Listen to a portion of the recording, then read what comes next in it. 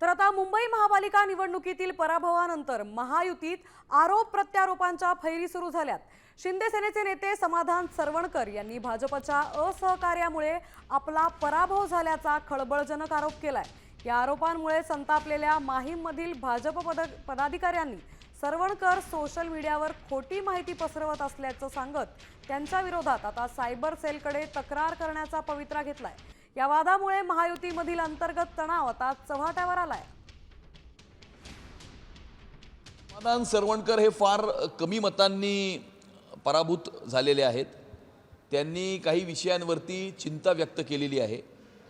नक्कीच त्यांनी चिंता केलेल्या विषयांवरती आम्ही त्या ठिकाणी त्याच्याबद्दलची सत्यता काय आहे ही तपासून पाहू आणि त्यांच्याकडनंही त्याची माहिती घेऊ, इतर व्यक्तींकडनंही त्याची माहिती घेऊ आणि सर्व गोष्टींचा सारासार विचार करून या संदर्भामध्ये जो निर्णय आहे तो आम्ही घोषित करू।